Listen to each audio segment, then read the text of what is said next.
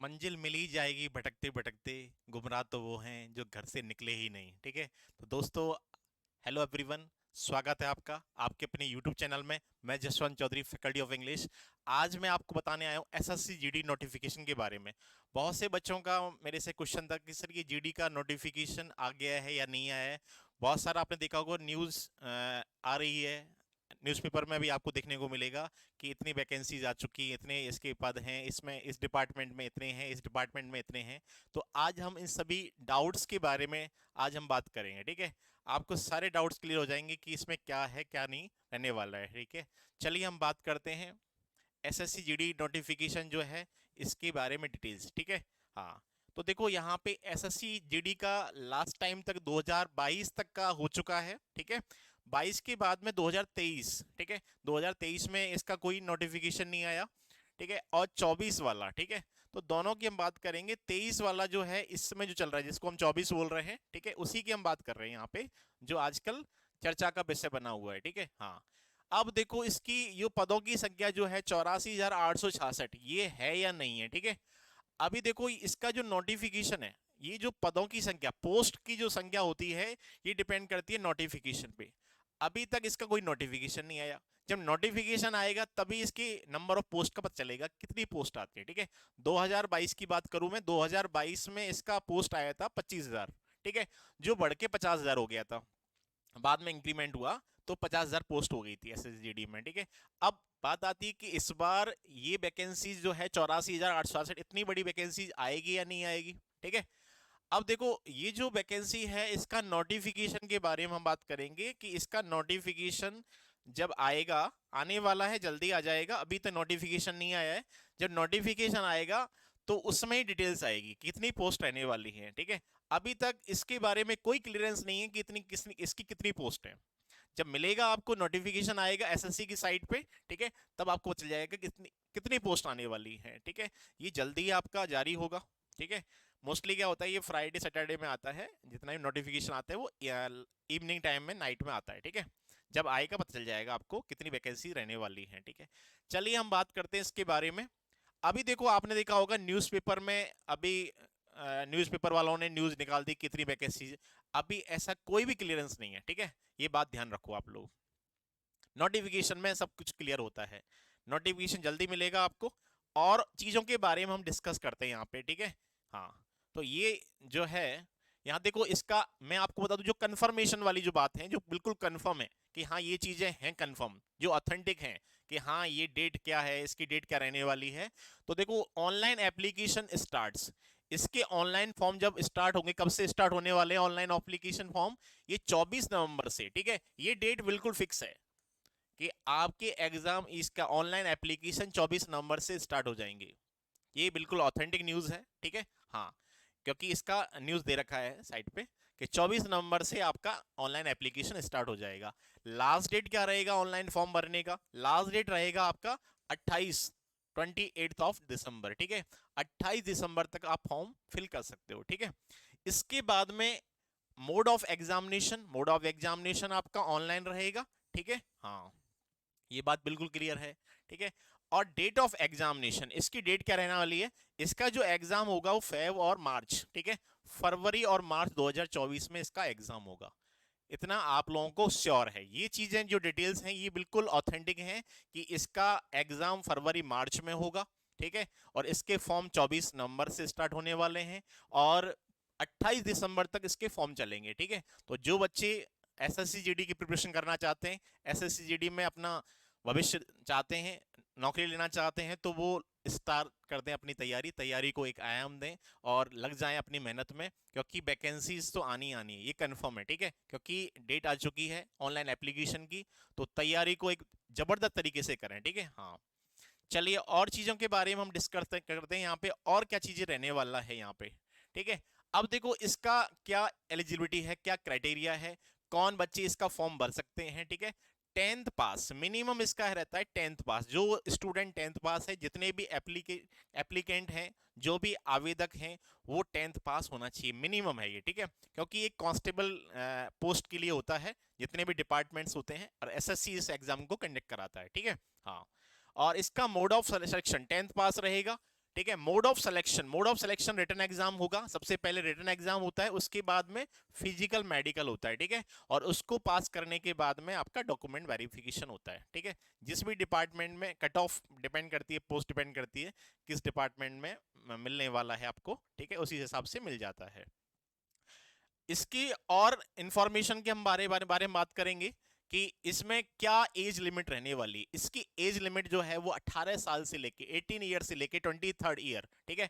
18 से 23 साल तक है ना। मिनिमम आपका 18 है कि 18 ईयर्स मिनिमम होना चाहिए, 18 वर्ष का, ठीक है। जितने भी हमारे एस्पिरेंट हैं वो 18 साल के होने चाहिए, ठीक है। और मैक्सिमम 23rd है इसका, 23 साल तक, ठीक है। हाँ, वेबसाइट जो है, वेबसाइट देखो, नोटिफिकेशन किस वेबसाइट पे आएगा, ssc.nic.in, ठीक है।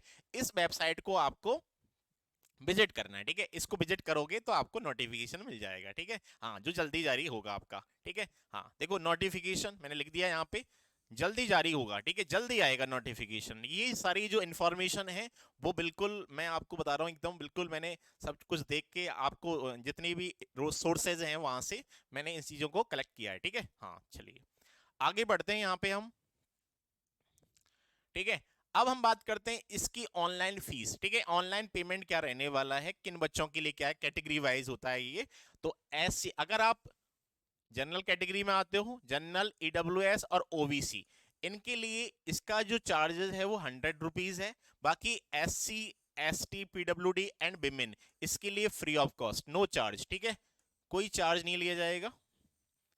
तो गर्ल्स के लिए, विमेन के लिए, एससी कैंडिडेट्स के लिए, एसटी कैंडिडेट्स के लिए, है ना, फिजिकल जो है हैंडीकैप्ड है उनके लिए ये क्या है, फ्री ऑफ कॉस्ट रहेगा, ठीक है। इसका एप्लीकेशन फीस कुछ नहीं होगा, ठीक है। हाँ, इसके बाद हम बात करते हैं इसका एग्जाम पैटर्न क्या रहने वाला है, जो सबसे इंपॉर्टेंट है, ठीक है, कि इसमें क्या क्या सब्जेक्ट आएंगे आपके, ठीक है।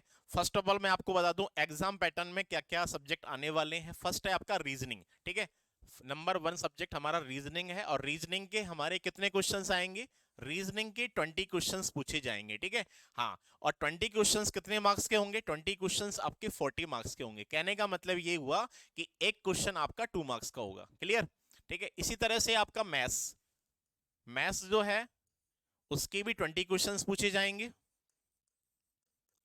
और 20 क्वेश्चन ये भी कितने मार्क्स के होंगे, 40 मार्क्स के होंगे, ठीक है। हाँ, इसके बाद में आपका जीए जीएस, जिसमें आपका हिस्ट्री, पॉलिटी, ये ज्योग्राफी वाला पोर्शन जो होता है वो आएगा, ठीक है। हाँ, करंट अफेयर्स वाला जो है वो आपके 20 क्वेश्चंस आएंगे, और ये भी हमारा 40 मार्क्स का होगा, ठीक है। इसके बाद में आता लैंग्वेज, हिंदी और इंग्लिश, ठीक है। हाँ, कि आप क्या लेना, ये दोनों जो सब्जेक्ट हैं, दोनों जो लैंग्वेज हैं, हिंदी और इंग्लिश, ये आपका ऑप्शनल रहता है, ठीक है। आपको चूज करना पड़ता है कि आप हिंदी लोगे या इंग्लिश लोगे, ठीक है। जिन बच्चों का इंग्लिश बैकग्राउंड वीक होता है वो हिंदी लेते हैं, और जिनका इंग्लिश स्ट्रांग होता है वो इंग्लिश लेते हैं, ठीक है। डिपेंड करता है, आप अगर आप एसएससी सीजीएल वाले बच्चे हैं, अदर जिनका इंग्लिश अच्छा है तो वो इंग्लिश को चूज कर सकते हैं। लेकिन मोस्टली बच्चे क्या करते हैं कि इंग्लिश से डरते हैं, इसलिए हिंदी चूज कर लेते हैं, ठीक है। तो आप हिंदी और इंग्लिश में से किसी को भी चूज कर सकते हो, ठीक है। हाँ, क्लियर। तो इसके भी आपके 20 क्वेश्चंस रहने वाले हैं, या तो हिंदी लो आप या फिर इंग्लिश लो, ठीक है। हाँ, तो टोटल हमारे क्वेश्चंस कितने हो गए, टोटल हमारे क्वेश्चंस हो गए 80 क्वेश्चंस पूछे जाएंगे एग्जामिनेशन में, और 160 मार्क्स का होगा, ठीक है। ये जो एग्जाम होगा 160 मार्क्स है, 80 क्वेश्चंस हैं, ठीक है। टाइमिंग इज 1 आवर, ठीक है। 1 घंटे का पेपर होगा, 60 मिनट्स आपको मिलेंगी। तो 60 मिनट्स में आपको, ठीक है, 80 क्वेश्चन, 80 क्वेश्चंस करने पड़ेंगे। ये इसका एग्जाम पैटर्न है। तो अभी आपने तैयारी को स्टार्ट नहीं किया है तो तैयारी को स्टार्ट कर दें। हम आपको लेके आएंगे एसएसजीडी के बारे में, क्लासेस लेके आएंगे। एसएसजीडी की मैथ्स की क्लासेस होंगी आपकी, रीजनिंग की होंगी, हिंदी की होगी, इंग्लिश की होगी, ठीक है। तो आप हमारे साथ जुड़ जाइए। अगर चैनल पे फर्स्ट टाइम विजिट करो, चैनल को सब्सक्राइब करना ना भूलें, ठीक है। और बेल आइकन को प्रेस करें, जिससे आने वाले वीडियोस के नोटिफिकेशन आपको मिलते रहेंगे, ठीक है।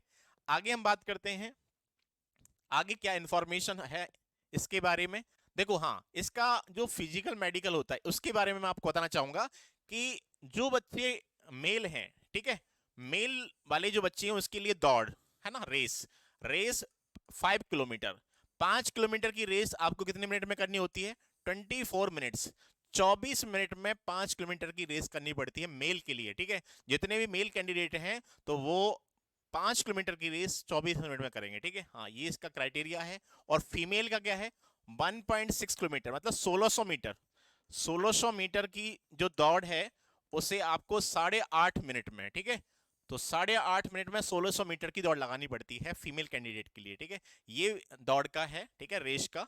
इसके बाद बताता हूं मैं आगे आपको कि क्या हाइट रहने वाली है, फिजिकल स्टैंडर्ड क्या रहने वाला है, ठीक है। अगर आप कैटेगरी जनरल में आते हो, ओबीसी में आते हो और एससी, जनरल, ओबीसी और एससी के लिए क्राइटेरिया, ठीक है, क्या है, हाइट।